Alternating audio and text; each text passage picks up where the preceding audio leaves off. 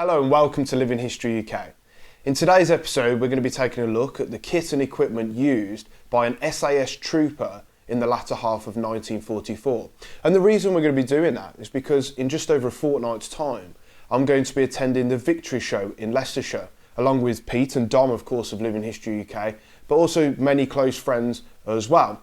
And what we're going to be doing is we're going to be putting a display together of what a patrol or a stick of men would have looked like in September 1944, belonging to 1st SAS.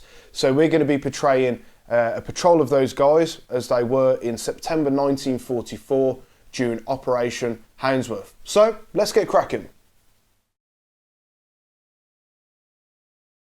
Next up, we're going to take a look at the uniform, starting with this. So this is a collarless shirt, the typical wool collarless shirt issued to all ranks during the Second World War in the British Army. We'll see late war where you'll have a collar attached and they'll wear a tie, much like the officers, but that's just a style changing. But that was more typically seen for walking out, not really in the field. You will also see some of the troops wearing American shirts as well, because they were very much coveted, especially in mid to late war. All the soldiers who were in Italy and also in Northwest Europe, they would try their best to get their hands on the American clothing because it wasn't as itchy, it was more durable and it was much more comfortable to wear, and it was a bit more presentable as well. But I'm just going for the standard collarless shirt. Worth saying, I'm just portraying a trooper, no fancy ranks or anything like that. Just going for the standard trooper of 1st SAS. Depending on what the weather's like, and you will see a lot of the original SAS guys in the Second World War wearing these. Alright, I'm taking this with me anyway. This is the woolly pulley, wool pullover. This is a reproduction. It's actually from Soldier of Fortune. It's a really good reproduction, actually. Now, if you want to get a fantastic reproduction, you can go to Old Time Design Company. You will pay a lot more than Soldier of Fortune, but it's great stuff that you're buying. But these, nonetheless, are very good pullovers, and they're comfortable as well. And dare I say, I even occasionally wear it when I go out, just normally, because it's a great bit of clothing. Now, over that, I'm going to be wearing, of course, Battledress. So we've got a mixture of Battledress here. So again, depending on the weather, if the weather's cold, which I doubt it will be, I will have my Battledress blouse. I'll wear this at night time. We're actually going to be roughing it in the woods on site, so we're not going to have any plastic tenting or anything like that. We're going to be living out the Jeeps all weekend, and we're just going to put a little basher on the side of the Jeep and just sleep under that at night. So if the temperature drops, I'll put my Battledress blouse on. The keen-eyed amongst you might well see there's no insignia on this. I don't have the insignia for 1st SAS. I haven't purchased any. And to be honest, I don't think I really want to walk around wearing full insignia, especially having the wings on the chest and things like that. It's one of those, just a respect kind of thing. If it was for specific filming or something along those lines, a little bit different, but just for an event where we're portraying these guys, I'm not really going to be wearing this much, so I'm going to go without. Now, on the bottoms, as the Americans would say, or the pants, for any of you guys in America, I'm going to be wearing the parachutist trousers. So these were actually covered in a recent episode, and we'll put an information card up as well if you want to watch that. But these are actually 49 pattern Battledress trousers that have been converted, or re-engineered if you will, to parachutist trousers of the Second World War, because parachutist trousers are very, very hard to come by. And when you do find them, you'll be looking at about £10,000 for a pair. The price is crazy on them. And if you did get a pair, you certainly wouldn't want to wear them in the field. So I've gone for a pair of these from 49 to 40. You can see the big chamois lined pocket as well there of the map case, and also the extra first field dressing pockets on the back there too.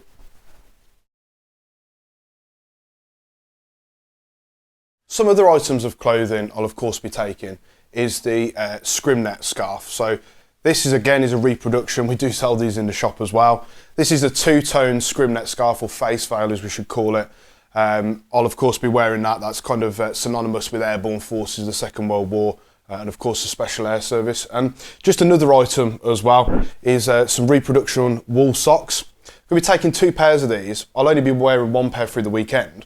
The second pair I'm taking just for that little authenticity layer, because what the guys did as accounts of this, in particular Sabu 70, where they would take an extra pair of socks with them, and when they're in the bivy bag at night, rather than taking all the boots off, they put the socks over their boots, So if they were bumped in the night, they could easily get away. They weren't having to scramble around to put the boots on.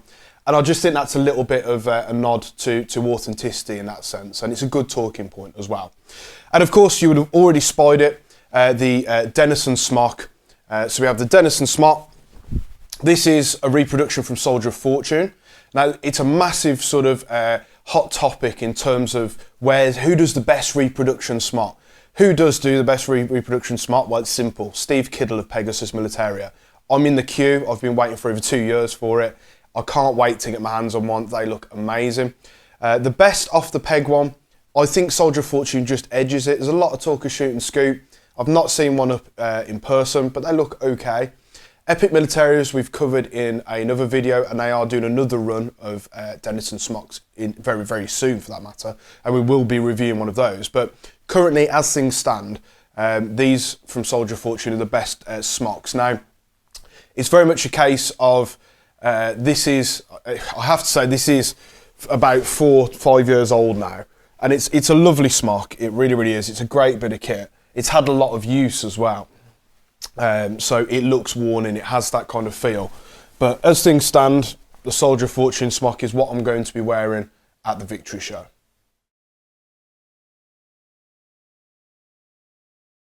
Next up is Armament.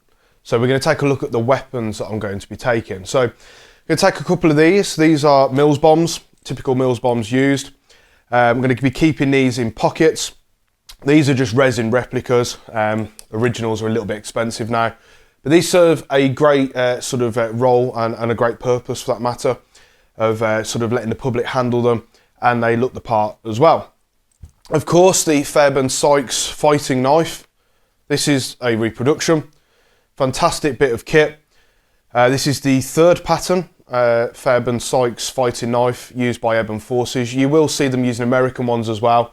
But again, it's down to personal preference. That is one of the beautiful things about the SASs. They took weapons that they wanted. They didn't have to take a certain type of weapon. If they particularly liked things like the M1 Garand, that's what they used. They went out and they got them. That's what they did. They were very resourceful, and that is the ethos and very fabric and nature of the SAS.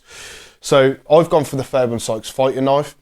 I have my pistol order belt. This is just very, very basic. It's a waist belt. With the ammunition pouches and a pistol. This is blancoed in 103, which is the blanco colour typically found during the late war. It's not all about KG3, trust me.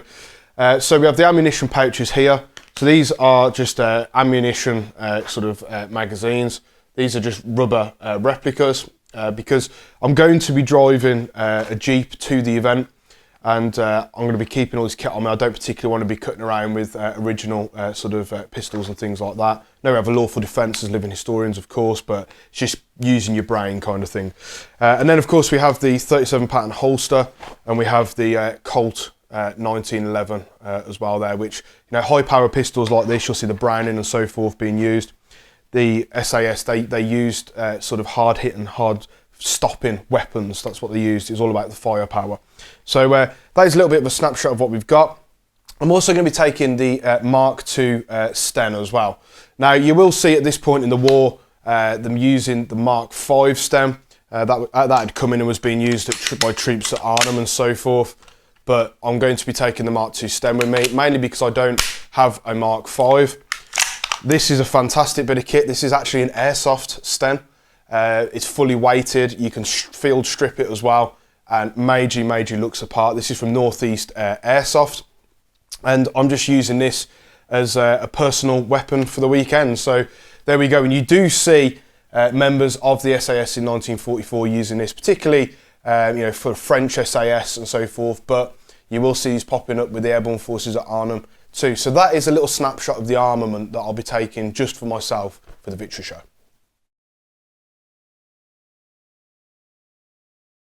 So I'm going to be wearing just standard 37 pattern anklets.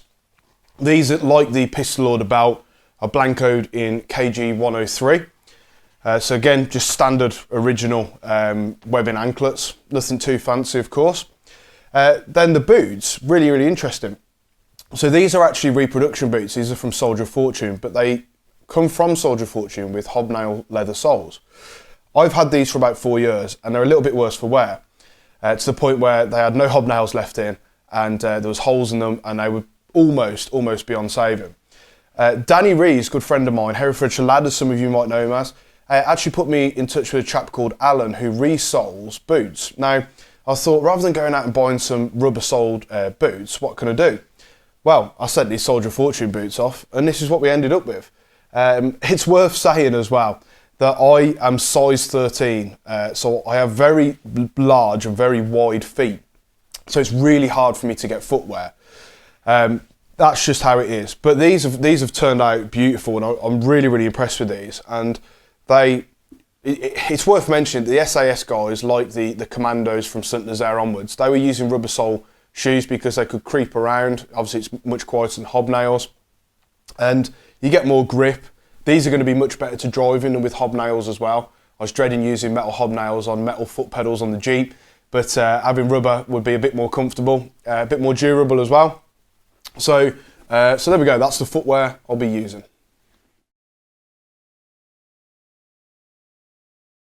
Here is one of the most prized items in my collection, and it's a 1945 dated British made Bergen. As you can see, it's in phenomenal condition. I've cleaned up the metalwork on the tabs and also rejuvenated the leather too, but other than that, it is largely untouched from the day it was made, and it remains fully functional. So I'll be taking it to the event. Let's take a look at some of the items that I'm going to be keeping inside the Bergen. So laid out here is a selection of the ration items I'm taking to the Victory Show. So we have a mishmash of original reproduction items here. Now there's two ways that the SAS during Operation Houndsworth were fed. Of course they took food with them when they initially dropped in and were resupplied by the air. They did also live off the land as well, but we'll stray away from that for the time being. So there's two main methods they'd eat. They'd be on 24-hour ration packs, the meat blocks of which made the men very sick, and that is documented in war diaries as well. But also compo ration as well, which was no doubt the more favourable. So sticking with the 24-hour ration, these are of course the reproductions that we make on Living History UK. I'm going to be taking one of these boxes to see me through the weekend, as are many of the other guys as well. So we'll be using these during public opening hours, and on the evening and morning we'll be falling onto the compo ration scale. Now with the 24-hour ration pack, I will be of course taking the Tommy cooker, the Hexi burner itself, which folds flat, fantastic bit of kit. Also available on Living History UK, of course. But we do have the two fuel tins as well. So these are both full of hexamine fuel tablets. We have the metal one here, which has got the fuel hexamine tablets in there with the lovely writing on the front. And then we do have the cardboard refill as well. So this was the refill tube that they got to refill their tins. That's made by Piats and Mortars. Fantastic company run by a chap called Michael Smith, who was actually on the Monty's Men expedition a couple of weeks back. So thoroughly, heartily recommend those. We of course have the trusty enamel mug. So I am not going to be taking the brown mug with me because this is very old and very battered. I will be taking a white mug, but there's nothing wrong with that. But late war, you typically see the brown ones being used more so than the white. It's up to you if you want to put string on, wink wink. Who knows if the handle shape is right. If you know what I'm on about, you're on the inside on the joke. Anyway, let's move on. We're going to have two mess tins, of course, so they come as a pair, one large and one small. We'll be using these mess tins for brewing up and also for cooking up the contents of the compo and the 24-hour ration pack as well. We have some items from the compo crates here. So I've kind of taken on the role of QM for the weekend to want of a better expression. So I'll be keeping the guys sort of provided with foodstuffs and things like matches and sweets, things like that, so they can live off what they carry with them. This will be found inside the compo crate. For anyone who's not sure what compo is, compo stands for composite ration. It's a wooden crate about so long, probably about as big as this table or just shy of. It's there to feed 14 men for 24 hours. In there you've got all tin food. You have little tins like this, which have got boiled sweets, salt and matches in. You also have things like the tea tins as well, which is powdered tea, amongst a few other items like chocolate and boiled sweets tin, which we will mention that very shortly. So inside here, we've got matches. So we're going to take some reproduction of victory matches with us. We've got boiled sweets and a packet of salt in there as well. So that means we can get our burners going. We have, of course, like we've just mentioned, the tin of the tea ration tin. This has compo tea in. It's exactly the same tea as what's in the 24-hour ration, but rather than being compressed into blocks, it's actually just left in powder form. So it's a pre-mixed powder. You sprinkle it into water and hey presto, boil it up, you've got a lovely cup of tea. Water sterilising kit. This has the original contents, but I'm not going to be using them. That is just a display item. It's something the guys carried with them and no doubt used on a frequent basis too. The emergency ration, so if no other food's procurable or available, the emergency ration is what the guys fell back on, and indeed they did many a time. This is just a block of, a slab of chocolate, about 900 calories in there. No added caffeine or anything like that. It's just high sugar and high fat, high quality cocoa. Also, another original tin, boiled sweets tin here. So this one's a reproduction in my right hand on your left. That's the sweets I'm going to be taking. These will be used by the guys. Great way to get sugar into them and keep sort of energy levels up. But we'll be taking some of the original tins as well, just to add to it all.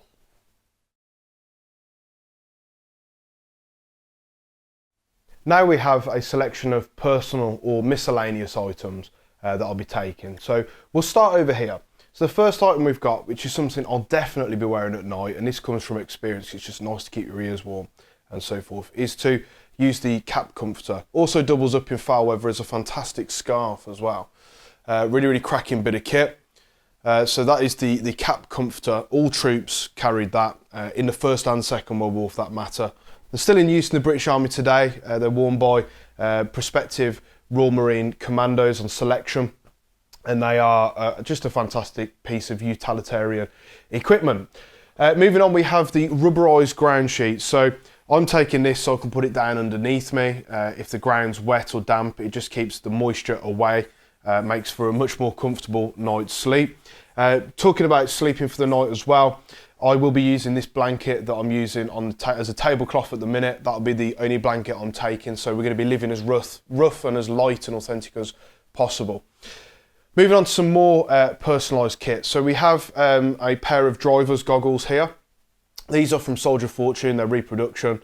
I will of course be driving the Jeep to the event, and it's just nice when you haven't got a windscreen on to not have the wind flying in your eyes, because otherwise, like me, if you suffer with hay fever, it's a pain. So bought myself a pair of these, and I'll be using these for the drive to and from the event. Then moving on to some sort of personal care items, we have just a standard towel. So this is from Old Time Design Company. As are many items in the holder, we'll move on to that in a second. This is a fantastic little piece of kit. It's basically just a tea towel with a nice Biggs and Bond 1939 stamp on it. So popping that to one side now, we have the wash roll. So it's a reproduction wash roll itself from Soldier Fortune, but held within here we have a bar of soap. We also have some leather shoelaces. In fact, we have 2 pairs of leather shoelaces in there. And it's really important to have a couple of pairs, because being leather, drying out, they will snap. And there's nothing worse than wearing a pair of boots that you can't have tied up around your feet, because it's not nice. That's when you start getting sore feet and so forth. So that's why I've got a couple of pairs in there, because you just never know when they're going to snap. And if you need to functionally use them, especially for things like, say, driving or walking or running around and so forth, then yeah, worth its weight in gold.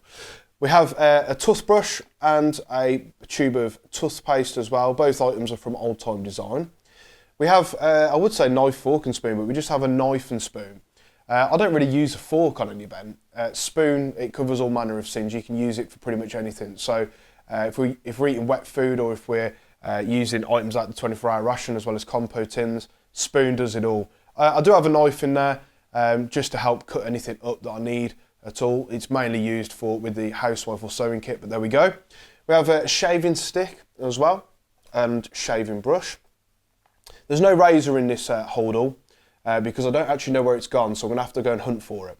But probably worth picking up on that point about the SAS. There's loads of photos of them where the guys don't shave.